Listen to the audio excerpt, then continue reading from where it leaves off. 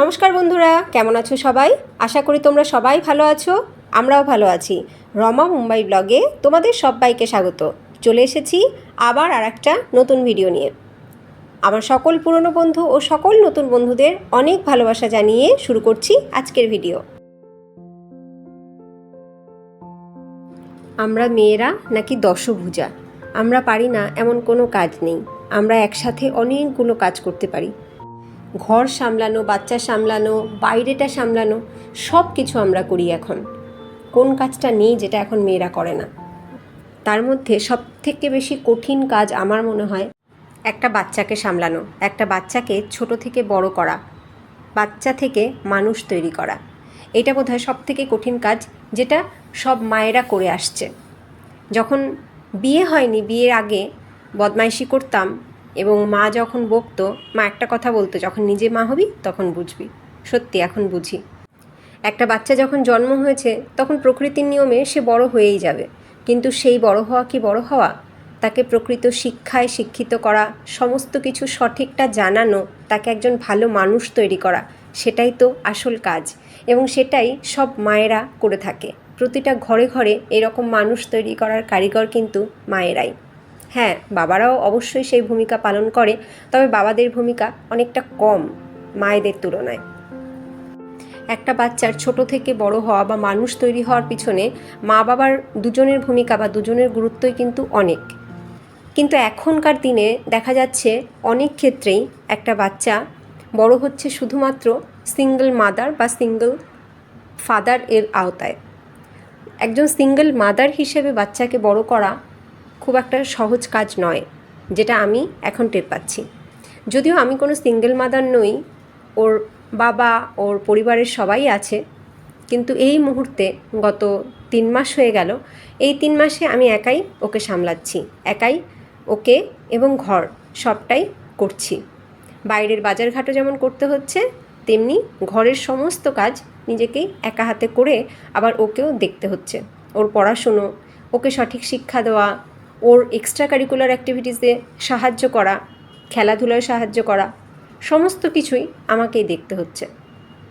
তাই আমি এখন টের পাচ্ছি অ্যাজ আ সিঙ্গল প্যারেন্ট বা অ্যাজ আ সিঙ্গল মাদার একটা বাচ্চাকে বড় করা খুব সহজ কাজ নয়।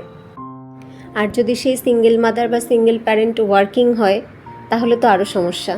তাকে ঘরে এসে যেমন ঘরের কাজও দেখতে হবে, বাচ্চাটাকেও সারাদিনের জন্য অন্য কারোর কাছে রেখে যাওয়া, আবার তাকে এসে প্রপার কেয়ার করা বা তাকে সময় দেওয়া, এগুলো সত্যি একজন সিঙ্গেল প্যারেন্ট বা সিঙ্গেল মাদারের কাছে অনেক বেশি টাফ, অনেক বেশি চ্যালেঞ্জিং। কি তোমরা ভাবছো তো আজকে কেন এই কথাগুলো বলছি? এই কথাগুলো বলছি তার কারণ হচ্ছে, এখন ছেলের যেহেতু সামার ভ্যাকেশান চলছে, পুরোটাই আমাকে ওকে দেখতে হচ্ছে। ওকে সঙ্গ দেওয়ার মতন কেউ নেই। আমাকে আমার কাজকর্ম সেরে আবার ওকেও সঙ্গ দিতে হচ্ছে। কাজকর্ম সেরে তারপরে সঙ্গ দিচ্ছি এটা ভুল কথা, সারাদিনই কাজের ফাঁকে ফাঁকেই ওর দিকে নজর দিতে হচ্ছে, ওকে দেখতে হচ্ছে, ওর কথা শুনতে হচ্ছে, ওর আবদার রাখতে হচ্ছে, ওর সমস্ত কিছুটাকেই সহ্য করতে হচ্ছে, দেখতে হচ্ছে, সামলাতে হচ্ছে। তো যে কারণে আমি খুব খুব করে টের পাচ্ছি অ্যাজ আ সিঙ্গেল প্যারেন্ট ঘর সামলে বাইরেটা সামলেও বাচ্চা সামলানো খুব টাফ। যা প্রচণ্ড গরম পড়েছে, এই গরমে নাজেহাল হয়ে যাচ্ছি, সিরিয়াসলি নাজেহাল হয়ে যাচ্ছি। আর মুম্বাইয়ে এখনও পর্যন্ত সেইভাবে বৃষ্টি আসেনি, মেঘলা হচ্ছে, চলে যাচ্ছে, গরম বাড়িয়ে দিয়ে যাচ্ছে, এই হচ্ছে এখন মুম্বাইয়ের পরিস্থিতি। তো আজকে কি করেছি, আজকে সকাল সকাল ঘুম থেকে উঠে তাড়াতাড়ি করে সমস্ত বাসি কাজ সেরে আগে স্নানটা করে নিয়েছি। তো স্নান পুজো আজকে হয়ে গেছে। তো এবার আমি ব্রেকফাস্ট বানিয়ে নিলাম। দেখো আজকে করলাম ঘুগনি আর রুটি। এই দেখো আমার ছেলেও আজকে তাড়াতাড়ি ঘুম থেকে উঠে আমার গাছে জল দেওয়ার যে বোতলটা সেইটাকে পরিষ্কার করেছে, করে ও বই খাতা নিয়ে বসে গেছিলো আজকে ড্রয়িং করবার জন্য। তো আমি ব্রেকফাস্ট দিয়ে দিয়েছি, ছেলে আমার ব্রেকফাস্ট খাচ্ছে। খুব ইজি শর্টকাট প্রসেসে আজকে ঘুগনি রান্না করেছি, তোমরা দেখলে। ঘুগনিটা কিন্তু সিরিয়াসলি দারুণ টেস্ট হয়েছে, এরকমভাবে তোমরাও ট্রাই করতে পারো, সত্যি দারুণ হয়েছে।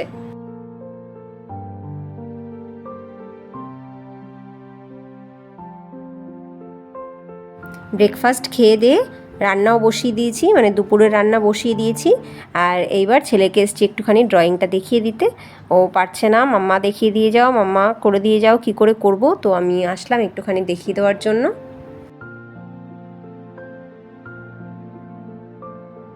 একজনকেও গাইড করলে বাচ্চারা জিনিসগুলো তাড়াতাড়ি শিখতে পারে। আর ওর আবার ছবি আঁকার প্রতি একটু ন্যাক আছে, ভালোবাসে ছবি আঁকতে। সবসময় ওর পাপাই ওকে এই বিষয়ে গাইড করেছে, এখন পাপা নেই, তাই অগত্যা আমাকেই ছুটে ছুটে আসতে হচ্ছে। চলো দেখাই কি রান্না করছি আমি আজকে। আজকে সমস্ত কাজ হয়ে গেছে, তাই বেশ ফ্রি মাইন্ডে ওর কাছেও একটু বসতে পারছি। আর এদিকে দেখো উচ্ছে ভাজা বসিয়েছি, নাড়াচাড়া করে দিই একটুখানি। ওই মাঝে মাঝে একটুখানি ওর কাছে যাচ্ছি, আবার একটু নাড়াচাড়া করে দিচ্ছি। আর এদিকে বসিয়েছি ভাত, আমাদের দুজনের অল্প একটু ভাত, তাই হাঁড়িতে এখন আর রান্না করি না, গামলাতেই বসিয়ে দিই। আর এদিকে ভেন্ডি কেটে রেখেছি, এ দেখো ভেন্ডির তরকারি করব একটু। আর এদিকে দেখো বাইরের টাক ফাটা রোদ, মানে কোনো মেঘের দেখা নেই, বৃষ্টির দেখা নেই। মেঘ বৃষ্টি আসছে আসছে করছে আর কি। এই তো জুন মাস তো পড়েই গেছে, এবার জুন মাসের 10, 12, 13 এরকম তারিখ থেকেই শুরু হয়ে যাবে। আমার রান্নাবান্না কমপ্লিট হয়ে গেছে, এবার বাবাইয়ের ড্রয়িংও হয়ে গেছে। এবার আমরা খেতে বসবো। তো ও এবার টেবিল অ্যারেঞ্জ করছে দেখো। বাচ্চাদেরকে দিয়ে সবসময় ছোটোখাটো কাজ যেগুলো ওরা করতে পারবে সেগুলো ওদেরকে করতে দেওয়া উচিত এবং করানো উচিত। এইগুলো হচ্ছে একজন ভালো মানুষ হতে গেলে এগুলো প্রথম ধাপ। এইগুলো যদি করতে পারে, নিজেদের কাজ নিজেরা যদি করতে পারে, তাহলে ধীরে ধীরে কিন্তু ঘরের সমস্ত কাজের দিকেও ওদের একটু নজর থাকবে এবং ঘরের বিষয়ে কোনো কথা বললে সেটাও কিন্তু ওরা বুঝতে পারবে। মানে একজন ভালো মানুষ তৈরি করতে গেলে, ঘরের একজন অ্যাক্টিভ মেম্বার তৈরি করতে গেলে বাচ্চাকে ছোট থেকেই এরকম ছোটোখাটো কাজ করানো এবং কিছু কিছু বিষয়ে, মানে ঘরের কিছু কিছু বিষয় সম্পর্কে ওদের একটু ওয়াকিবহল রাখা বা ইনভলভ রাখা খুব প্রয়োজন। কেমন হাওয়া হচ্ছে দেখছো, প্রচুর হাওয়া আজকে। দেখো ওইটুখানি জানলা খুলে রেখেছি, তাতে প্রচুর হাওয়া হচ্ছে, দেখেছো? ফ্যান কিন্তু চালাইনি, প্রচণ্ড হাওয়া আজকে। তাই এখনও পর্দাটা আমি দেইনি। বাইরের হাওয়াতেই আজকে আমরা খেতে বসলাম, ফ্যান চালালাম না। ভীষণ হাওয়া হচ্ছে, যতটা কারেন্ট বাঁচানো যায় আর কি। একে তো সারা রাত এসি চলে, প্রচুর কারেন্ট বিল এসছে, তাই এখন আর ফ্যান চালালাম না। আর আমার ছেলের কাণ্ড দেখো, পাশে টিভি চলছে, ওকে বলেছি টিভির দিকে তাকাবি না, তাহলে কিন্তু লোকে তোকে খারাপ বলবে যে টিভি দেখে দেখে খাবার খেতে নেই। তা ও কিন্তু টিভির দিকে না তাকিয়ে অতি কষ্টে খাবারের দিকে তাকাচ্ছে এবং ক্যামেরার দিকে তাকিয়ে খাবার খাচ্ছে। আমার তো দারুণ হাসি পাচ্ছে।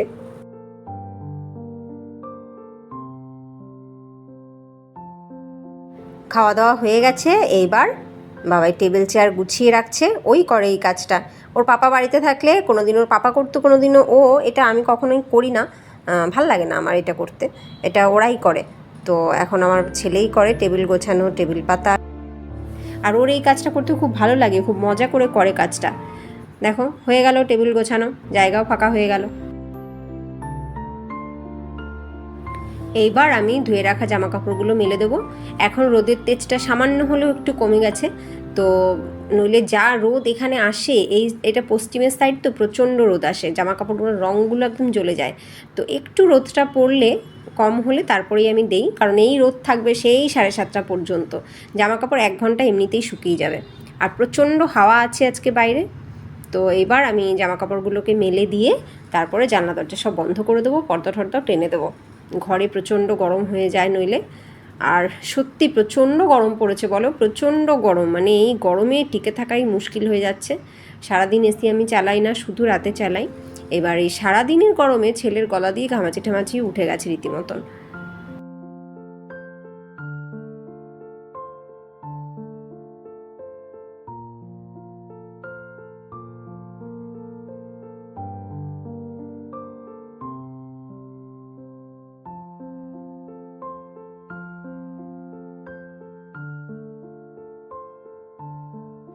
হয়ে গেল সব মেলে দেওয়া।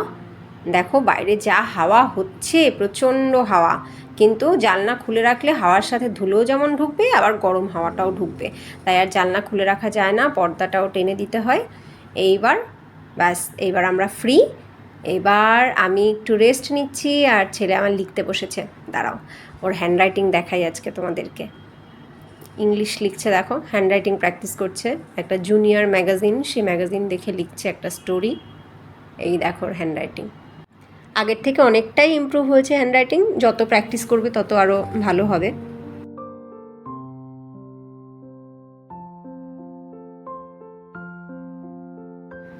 এবার দেখো লেখাপড়া হয়ে গেছে, এবার চলে এসছে খেলতে।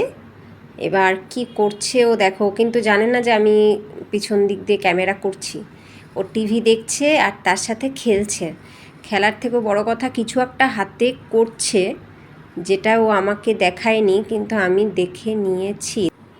এই দেখো কাঁচি আর ব্ল্যাক টেপ নিয়ে কোনো একটা ভাঙা খেলনাকে জুড়ছে। ভাঙা খেলনাকে জুড়ে সেটা দিয়েই খেলবে। মানে যেটা পছন্দ সেটাকে ছাড়বে না, আর যেটা পছন্দ না বা একদিন খেলেছে মন ভরে গেছে ব্যাস সেটাকে রেখে দেয়। আর এইটা বোধহয় পছন্দ, এই কারণে ওটাকে ভেঙে গেলেও সেটাকে আবার জুড়ে নিচ্ছে।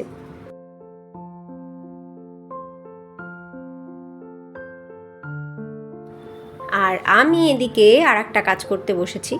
আমার ঘর সাজানোর জন্য কিছু ফুলের মালা বানাচ্ছি। দেখো এগুলো কিন্তু প্লাস্টিকের ফুল, তো এগুলোকে দিয়ে কয়েকটা ফুলের মালা তৈরি করছি, যা দিয়ে আমি একটুখানি আমার ঘরটাকে সাজাবো বলতে আজকে একটুখানি টিভি ক্যাবিনেটটাকেই একটু অন্যরকমভাবে সাজাচ্ছি। মানে ওই একঘেয়ে সাজটা অনেক দিন পরে একটু অন্যরকম লাগে, তো ভালো লাগে না, তখন মনে হয় একটু অন্যরকম করি, কিছু একটু চেঞ্জ করি, ঘরের ম্যাপটাকে একটু বদলাই। তো পুরো ঘরের ম্যাপ বদলাচ্ছি না, শুধু টিভি ক্যাবিনেটটা একটুখানি ডেকোরেশনটা চেঞ্জ করব, তো যে কারণে ফুলের মালা বানাচ্ছি আমি।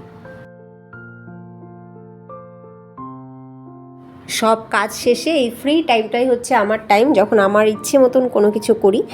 টিভি দেখা, গল্পের বই পড়া বা মোবাইল ঘাঁটা বসে বসে এই সমস্ত কাজগুলো করে থাকি। তো আজকে আমি এইগুলো নিয়ে বসেছি। কদিন ধরেই ভাবছিলাম করব কিন্তু সময় করে উঠতে পারছিলাম না, তো আজকে সেই সময়টা আমি পেয়েছি। দেখো বানিয়ে নিয়েছি 5টা ফুলের মালা, দুটোই পিঙ্ক কালার, একটা লাইট পিঙ্ক আর একটা হচ্ছে ডিপ পিঙ্ক। তো 5টা মালা বানিয়েছি দেখো।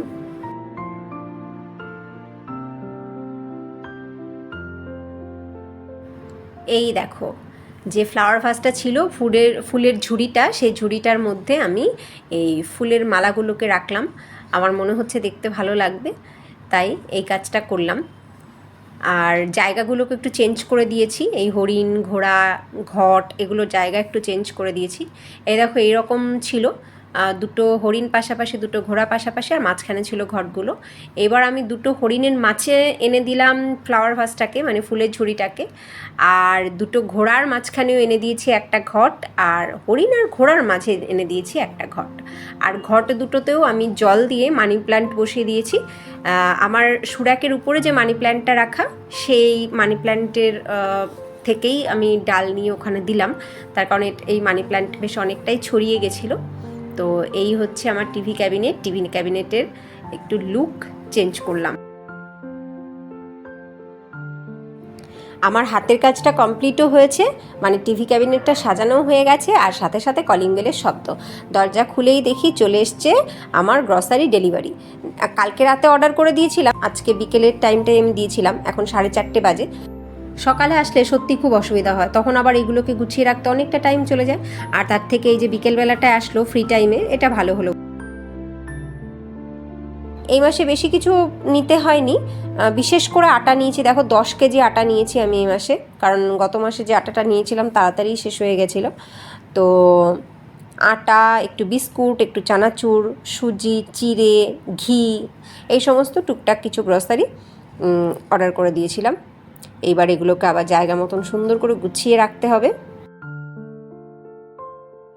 মজার বিষয়টা হলো, আমি অনলাইনে কোনো কিছু কোনোদিনও অর্ডার করতাম না, মানে কোনো কিছু নিতে হলে সেটা আমার বরের ফোন থেকেই আমি চুজ করে দিতাম, অর্ডার প্লেস আমার বরই করতো। আর এখন বর চলে যাওয়ার পরে ওই ঠেলায় না পড়লে বিড়াল গাছে ওঠে না, ঠিক সেই হয়েছে আমার অবস্থা। গ্রসারি যেহেতু এত ভারী, আমি বয়ে নিয়ে আসতে পারবো না, তাই ঘরে বসেই অর্ডার করছি। তিনবার নিজে হাতে অর্ডার করেছি এবং সাকসেসফুলি ডেলিভারি হয়েছে 3বারই। এবার আমি এগুলোকে গুছিয়ে রাখি। আর তোমাদের ভিডিওটা কেমন লাগলো তোমরা কিন্তু অবশ্যই জানিও। যদি তোমাদের ভালো লাগে লাইক করো, নতুন বন্ধুরা ভালো লাগলে লাইক করে সাবস্ক্রাইব করে সাথে থেকো। দেখা হবে নেক্সট ভিডিওতে। টাটা।